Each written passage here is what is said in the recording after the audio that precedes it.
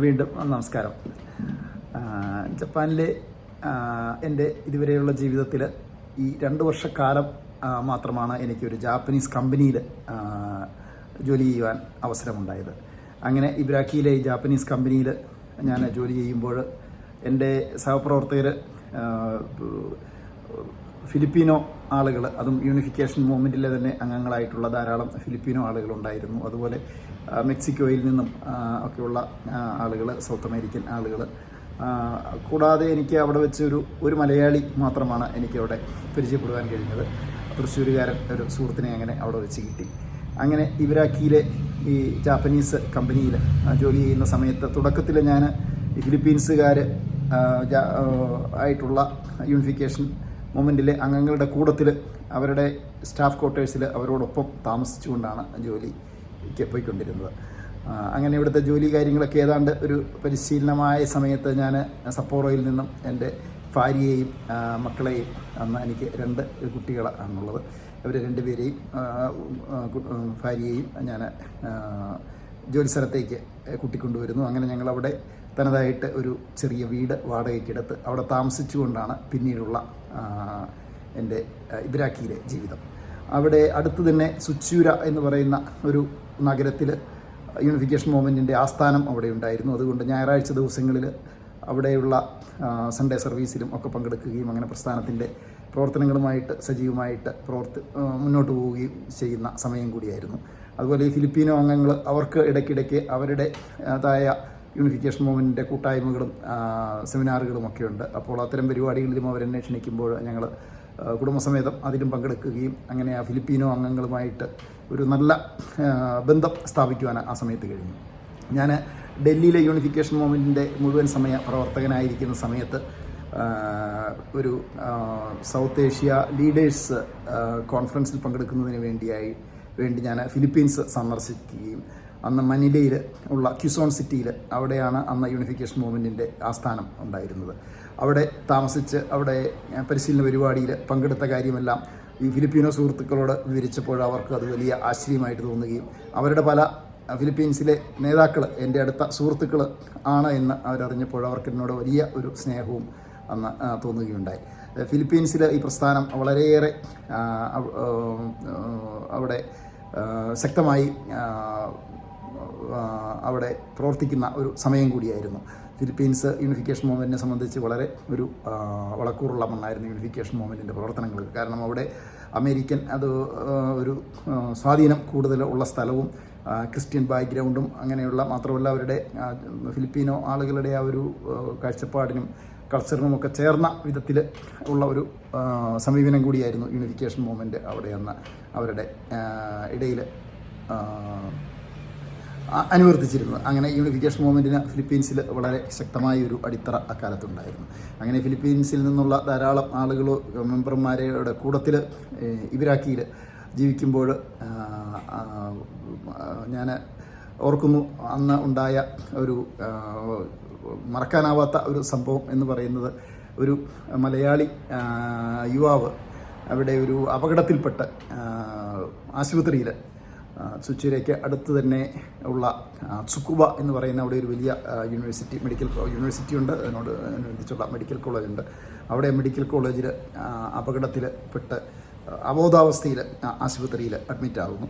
അപ്പോൾ ഈ വിവരം ഏതോ ഒരു ഇന്ത്യക്കാരൻ എന്ന് മാത്രമാണ് അറിഞ്ഞത്. ഒരു ഇന്ത്യക്കാരൻ അവിടെ അബോധാവസ്ഥയിൽ, ഗുരുതരാവസ്ഥയിൽ അഡ്മിറ്റായിട്ടുണ്ട് എന്നറിഞ്ഞ് എൻ്റെ സ്നേഹിതനായിട്ട് അവിടെ ജോലി ചെയ്തിരുന്ന തൃശ്ശൂരുകാരൻ മലയാളി യുവാവ്, അദ്ദേഹം ഇത്തരം സാമൂഹ്യ പ്രതിബദ്ധതയുള്ളയാളും വളരെ നാട്ടിലായിരിക്കുമ്പോഴും ഇത്തരം സേവന പ്രവർത്തനങ്ങളിലൊക്കെ വളരെ ഊർജ്ജസ്വലമായിട്ട് പ്രവർത്തിച്ചിരുന്ന ഒരാളാണ്.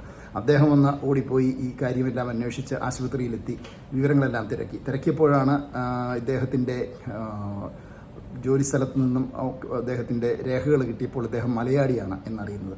അപ്പോൾ ഉടൻ തന്നെ ഞങ്ങൾ ഇവിടെയുള്ള മലയാളി അംഗങ്ങളുമായിട്ട്, ടോക്കിയോയിലുള്ള മലയാളി നേതാക്കളുമൊക്കെ ആയിട്ട് ഞങ്ങൾ ഉടൻ തന്നെ ഈ കാര്യം പങ്കുവച്ചു. എന്നാൽ അവർ എല്ലാം അന്ന് ഉപദേശിച്ചത്, ഇദ്ദേഹത്തിന് വിസയില്ലാതെ ഓവർസ്റ്റേ ചെയ്യുന്ന ഒരു ആളായിരുന്നു ഈ അപകടത്തിൽപ്പെട്ട ആൾ. അദ്ദേഹത്തിനും എൻ്റെ കാര്യങ്ങളിൽ നിങ്ങൾ ഇടപെട്ട് കഴിഞ്ഞാൽ അത് കൂടുതൽ പ്രശ്നത്തിൽ ചെന്ന് ചാടുകയുള്ളൂ. കാരണം നമ്മൾ താമസിക്കുന്നത് ഒരു വിദേശ രാജ്യമാണ്, നമുക്ക് ഇന്ത്യയൊക്കെ ആണെങ്കിൽ എന്തെങ്കിലുമൊക്കെ ചെയ്യാൻ പറ്റും. ഇവിടെ ഇങ്ങനെയൊരു അപകടത്തിൽപ്പെട്ട ഒരാളെ നമ്മൾ അതും യാതൊരു രേഖകളുമില്ലാതെ ഇവിടെ വന്ന് അനധികൃതമായി താമസിക്കുന്ന ഒരാളാണ്. അതിനാൽ അദ്ദേഹത്തിൻ്റെ കാര്യങ്ങളിൽ നമ്മൾ ഇടപെടാതിരിക്കുന്നതാണ് നല്ലത് എന്നതായിരുന്നു അന്ന് പലരിൽ നിന്നും കിട്ടിയ ഉപദേശം. എന്നാൽ എൻ്റെ ആ സുഹൃത്ത്, മലയാളി സുഹൃത്ത്, അദ്ദേഹം അതൊന്നും വകവെക്കാതെ എന്തു വന്നാലും കുഴപ്പമില്ല, ഈ ആളെ പരിചരിക്കുന്നതിന് മുന്നോട്ടിറങ്ങാം എന്ന് പറഞ്ഞ് മുന്നോട്ടിറങ്ങി. അപ്പോൾ ഞാനും എൻ്റെ ഭാര്യയുമെല്ലാം അദ്ദേഹത്തിൻ്റെ കൂട്ടത്തിൽ പോവുകയും ആശുപത്രിയിൽ ചെന്ന് ഇയാളെ സന്ദർശിക്കുകയും ചെയ്തു. എന്നാൽ അദ്ദേഹം അബോധാവസ്ഥയിലാണ്. അദ്ദേഹത്തിന് യാതൊന്നും സംസാരിക്കാനോ, ശരിക്കും ഒരു കോമാ സ്റ്റേജിലായിരുന്നു. അപ്പോഴാണ് ഞങ്ങൾ അറിയുന്നത് അദ്ദേഹം അവിടെ ഈ പലതരത്തിലുള്ള ഫാക്ടറികൾ ജപ്പാനിൽ പല ഇതുപോലെയുള്ള വിസയില്ലാത്ത ആളുകളെ ജോലി നൽകി പ്രവർത്തിക്കുന്ന ഫാക്ടറികളുണ്ട്. ഇത് ഒരു പഴയ കാറുകൾ സ്ക്രാച്ച് ചെയ്യുന്ന ഒരു ഫാക്ടറിയിൽ ജോലി ചെയ്യുമ്പോൾ ഒരു പഴയ കാർ ചെയിനിൽ ഉയർത്തി അതിൻ്റെ പണികൾ നടക്കുമ്പോൾ ആ ചെയിനിൽ നിന്ന് ആ കാറ് പൊട്ടി അദ്ദേഹത്തിൻ്റെ ശരീരത്തിലേക്ക് വീണ് അദ്ദേഹത്തിൻ്റെ ബോണിൽ ഗുരുതരമായി പരിക്ക് പറ്റി അദ്ദേഹം അബോധാവസ്ഥയിലായതാണ്. അപ്പോൾ അദ്ദേഹത്തിന് വിസയില്ല, അദ്ദേഹത്തിന് ഇല്ലീഗലായിട്ട് സ്റ്റേ ചെയ്യുന്നയാളാണ്. ഈ കാരണങ്ങളെല്ലാം ഉണ്ടായിരുന്നു എങ്കിൽ കൂടി ആശുപത്രി അധികൃതർ, ഞാൻ ഓർക്കുന്നു, അന്ന് ഏതൊരു VIP-ക്കും കിട്ടാവുന്ന രീതിയിലുള്ള ചികിത്സാ സംവിധാനങ്ങളും സംരക്ഷണവുമാണ് അന്ന് ആശുപത്രി അവിടെ ഒരുക്കിയത്. അതിനുശേഷം അദ്ദേഹത്തിന് വിസയില്ല എന്നെല്ലാം അറിഞ്ഞിട്ട് ഞങ്ങൾ അദ്ദേഹത്തെ ഇതിൽ നിന്നെല്ലാം എങ്ങനെ അദ്ദേഹത്തിൻ്റെ കാര്യങ്ങളെല്ലാം പരിഹരിക്കാം, അദ്ദേഹത്തിൻ്റെ ലീഗൽ സ്റ്റാറ്റസ് എങ്ങനെ ശരിയാക്കാം എന്നുള്ളതിനെ പറ്റി എല്ലാം ഞങ്ങളവിടെയുള്ള സന്നദ്ധ സംഘടനകളുമായിട്ടെല്ലാം സംസാരിച്ചപ്പോൾ അവർ അതിൽ ഇടപെട്ട് അദ്ദേഹത്തിന് ഇൻഷുറൻസ് കാര്യങ്ങൾ എല്ലാം അവിടുന്ന് തരപ്പെടുത്തി.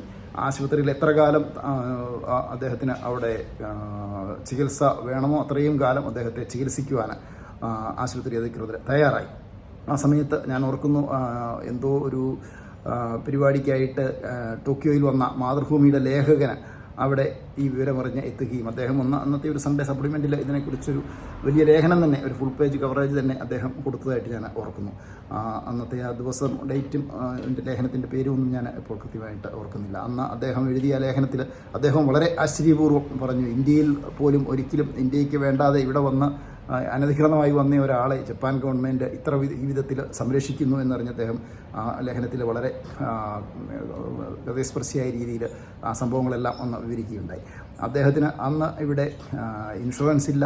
എന്നാൽ ആ ഇൻഷുറൻസ് ഇവിടെ ഈ ഒരു സന്നദ്ധ സംഘടന ഇടപെട്ട് ഇൻഷുറൻസ് ശരിയാക്കി അദ്ദേഹത്തിൻ്റെ ചികിത്സാ കാര്യങ്ങൾ മുഴുവൻ ഗവൺമെൻറ് ഏറ്റെടുത്ത് ഏതാണ്ട് ഒരു 3 മാസക്കാലം അദ്ദേഹം അവിടെ അതിൽ ആ 3 മാസക്കാലത്തിൽ ഏതാണ്ട് 1 മാസത്തോളം അദ്ദേഹം ശരിക്കും ICU പോലെയുള്ള വളരെ ഗുരുതരാവസ്ഥയിൽ ആയിരുന്നു, ICUവിൽ തന്നെയായിരുന്നു. അതിനുശേഷമാണ് അദ്ദേഹത്തിന് അല്പമെങ്കിലും ചലനശേഷിയെല്ലാമായി അദ്ദേഹത്തെ പുറത്തേക്ക് മുറിയിലേക്ക് ആക്കുന്നത്. ആ സമയത്താണ് ഞങ്ങൾക്ക് പോയി കാണുവാനും അദ്ദേഹവുമായിട്ട്, അപ്പോഴേക്കും അദ്ദേഹം ലേശം ബോധം അദ്ദേഹത്തിന് വീണ്ടെടുത്തു. സംസാരിക്കാനുള്ള ബുദ്ധിമുട്ട് അന്നേരവും ഉണ്ടായിരുന്നു.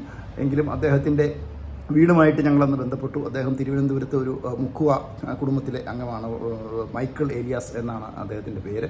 അദ്ദേഹത്തിൻ്റെ മോള് അന്ന് ആദ്യ കുർബാന സ്വീകരണത്തിന് തയ്യാറെടുക്കുന്ന സമയമാണ്. അപ്പോൾ ആ വിവരമൊക്കെ ഞങ്ങൾ അദ്ദേഹത്തിൻ്റെ ഭാര്യയുമായിട്ട് സംസാരിച്ച് മനസ്സിലാക്കിയപ്പോൾ ഡോക്ടർമാരും പറഞ്ഞു, അങ്ങനെയുണ്ടെങ്കിൽ ആ കുടുംബത്തിൻ്റെ മോളുടെയൊക്കെ ചിത്രങ്ങൾ കൊണ്ടുവന്ന്, ഫോട്ടോ കൊണ്ടുവന്ന് ഇദ്ദേഹത്തിന് കാണത്തക്ക രീതിയിൽ, ഇദ്ദേഹത്തിന് അങ്ങോട്ടോ ഇങ്ങോട്ടൊന്നും തിരിഞ്ഞ് പോലും കിടക്കാൻ പറ്റത്തില്ല, മുകളിലേക്ക് നോക്കി മാത്രം ഒറ്റ പൊസിഷനിലാണ് കിടക്കുന്നത് കെട്ടിൽ.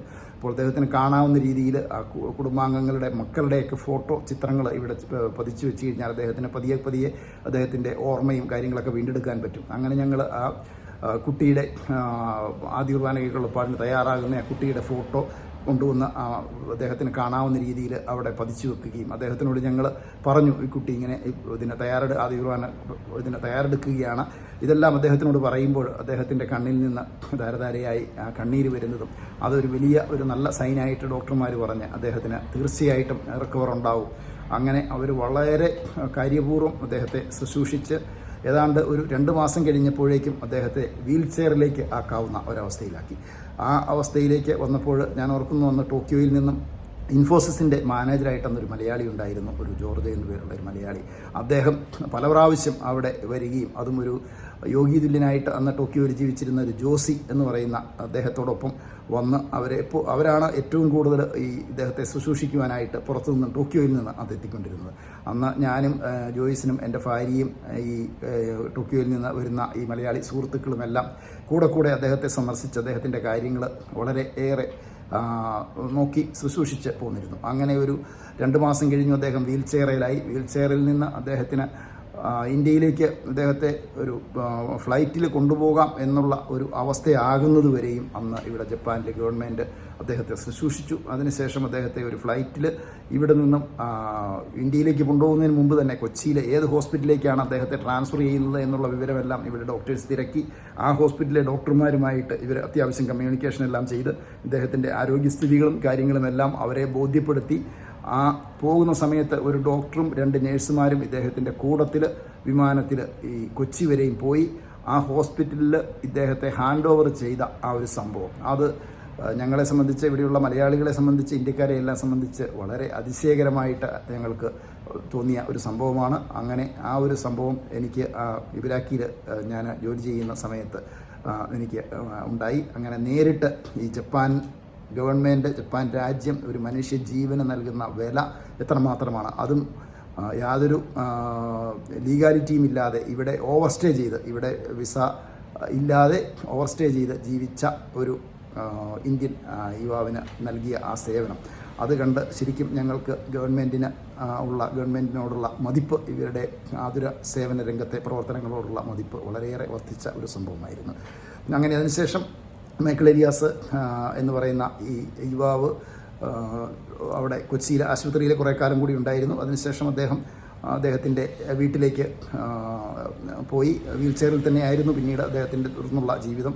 എന്നാൽ അദ്ദേഹം പിന്നീട് വളരെ നാളുകൾ അവിടെ കുടുംബത്തോടൊപ്പം വളരെ സന്തോഷവാനായി കഴിഞ്ഞു. എന്നാൽ അദ്ദേഹത്തിന് ആ സമയത്തെല്ലാം ഇവിടെ ജപ്പാനിൽ നിന്ന് ഇൻഷുറൻസ് തുക ഓരോ മാസവും അവിടെ എത്തത്തക്ക രീതിയിലുള്ള സംവിധാനവും അന്ന് സന്നദ്ധ സംഘടനയും ഇവിടെ ഗവൺമെൻറ്റും എല്ലാം ചേർന്ന് അത് ചെയ്തു കൊടുത്തിരുന്നു. എന്നാൽ അദ്ദേഹം അടുത്ത കുറച്ച് വർഷങ്ങൾക്ക് മുമ്പ് അദ്ദേഹം മരിച്ചു എന്നാണ് എനിക്ക് അറിയാൻ കഴിഞ്ഞത്. എന്തായാലും അദ്ദേഹത്തിന് ചെയ്ത ആ ഉപകാരം അത് ഇന്ത്യക്കാരും അതുപോലെ ഇവിടെയുള്ള ഞങ്ങളും ഒരിക്കലും മറക്കുന്ന ഒരു കാര്യമല്ല. അത് അന്ന് ഞാൻ ഇവിടെ ജീവിച്ചപ്പോഴുണ്ടായ ഈ ഇബരാക്കിയിൽ ജോലി ചെയ്തുകൊണ്ടിരുന്നപ്പോഴുണ്ടായ ഒരു വലിയ അനുഭവമാണ്. അങ്ങനെ ഇബരാക്കിയിൽ ഈ ജാപ്പനീസ് കമ്പനിയിൽ 2 വർഷക്കാലത്തെ ജീവിതം, അന്ന് എൻ്റെ കുട്ടികൾ 2 പേര് അവിടെ ഇബരാക്കിയിൽ തന്നെയുള്ള സ്കൂളിൽ, ജാപ്പനീസ് സ്കൂളിൽ, പ്ലേ സ്കൂളിൽ അവിടെ ചേർത്തു. അങ്ങനെ അവരുടെ ആദ്യ ജാപ്പനീസ് പഠനം സപ്പോറോയിൽ അവർ ചെറിയ രീതിയിലുള്ള പ്ലേ സ്കൂളുകളിലൊക്കെ പോകുന്നുണ്ടായിരുന്നു. എന്നാൽ അതിനുശേഷമുള്ള പഠനം ഇബരാക്കിയിലെ ഒരു ചെറിയ സ്കൂളിലായിരുന്നു, ഒരു കിൻഡർ ഗാർഡൻ സ്കൂളിൽ. അങ്ങനെ ഞങ്ങൾ 2 വർഷക്കാലം സപ്പോറോയിൽ നിന്ന് വന്ന ഈ ഇബരാക്കിയിൽ 2 വർഷക്കാലം, സപ്പോറോയിൽ 2 വർഷക്കാലം, അതിനുശേഷം ഇബരാക്കിയിൽ 2 വർഷക്കാലത്തെ ജീവിതം വളരെ നല്ലൊരു അനുഭവം. അത് ജാപ്പനീസ് കമ്പനിയിലെ ജീവിതം എന്നെ സംബന്ധിച്ചിടത്തോളം ആദ്യ അനുഭവമായത് ആയിരുന്നു. ആ കമ്പനിയിലെ ഓരോ ദിവസത്തെ പ്രവർത്തനങ്ങൾ, രാവിലെ മുതൽ വൈകുന്നേരം വരെയുള്ള ജോലി, അത് വളരെ സന്തോഷപൂർവ്വം എനിക്ക് ചെയ്യുവാൻ കഴിഞ്ഞു. എന്നാൽ ആ സമയത്ത് എനിക്ക് വളരെ അത്ഭുതകരമായിട്ട് തോന്നിയത് ഇവിടെയുള്ള തൊഴിലാളികളുടെ, ഇവിടെ ഞങ്ങളുടെ കൂടെ ജോലി ചെയ്യുന്ന പല സ്ത്രീകളും അവർ വളരെ അമ്മച്ചിമാരാണ്, പ്രായം ചെന്നവരാണ്. അവർ ശൗചാലയം ക്ലീൻ ചെയ്യുന്ന ജോലികൾ, അതുപോലെ ആ മൊത്തം ഫാക്ടറിയുടെ നമ്മൾ നാട്ടിൽ പറഞ്ഞാൽ ക്ലീനിങ് ജോലി, അത്തരത്തിലുള്ള ക്ലീനിങ് ജോലികൾ ചെയ്യുന്ന അമ്മച്ചിമാർ, അവർ ഉച്ചസമയത്ത് ഞങ്ങൾ കഫറ്റീരിയയിൽ ഞങ്ങൾ ഭക്ഷണം കഴിക്കുമ്പോൾ അവിടുത്തെ മാനേജറുടെയും അവിടുത്തെ കമ്പനിയുടെ ഏറ്റവും വലിയ ഉദ്യോഗസ്ഥരുടെയും കൂടെ ഒരുമിച്ചിരുന്ന് ഭക്ഷണം കഴിക്കുന്നു. അതുപോലെ അവർ ജോലിക്ക് വരുന്നതും പോകുന്നതുമൊക്കെ പലരും BMW-യിലും അതുപോലെ ബെൻസ് കാറിലുമൊക്കെയാണ്. ഈ പറഞ്ഞ അവരുടെ അവിടുത്തെ ജോലി എന്ന് പറയുന്നത് ചിലപ്പം ശുചീകരണ ജോലിയായിരിക്കും. അത്തരം ജോലികൾ ചെയ്യുന്നവരുടെ ഓട് പോലും ഇവിടെ തൊഴിലിന് ഉള്ള മാഹാന്യം, ഏത് തൊഴിലാണ് എന്നുള്ളതോ അല്ലെങ്കിൽ അവരുടെ അതിലെ സ്റ്റാറ്റസോ ഒന്നും യാതൊന്നും കാര്യമാക്കാതെ എല്ലാവരും ഒരേപോലെ ഒരേ രീതിയിൽ ജോലി ചെയ്യുന്ന ഒരു സംവിധാനം, അവരുടെ തൊഴിലിനുള്ള മാഹാന്യം, ഇതെല്ലാം അവിടെ എനിക്ക് നേരിട്ട് കാണുവാനും അനുഭവിക്കുവാനും ഈ 2 വർഷക്കാലത്തെ ജപ്പാൻ കമ്പനിയിലെ ജീവിതം എനിക്ക് ഉപകരിച്ചു. അങ്ങനെ 2 വർഷക്കാലം വളരെ സന്തോഷകരമായ രീതിയിൽ ഇബരാക്കിയിൽ ജാപ്പനീസ് കമ്പനിയിൽ എനിക്ക് ജോലി ചെയ്യാൻ കഴിഞ്ഞു. ആ അനുഭവം ഞാൻ ഇവിടെ നിങ്ങളുമായിട്ട് പങ്കുവയ്ക്കുന്നു. അടുത്തൊരു വീഡിയോയിൽ തുടർന്നുള്ള എൻ്റെ ഇവിടുത്തെ ജപ്പാനിലെ അനുഭവങ്ങൾ വിവരിക്കുന്നതാണ്. നന്ദി, നമസ്കാരം.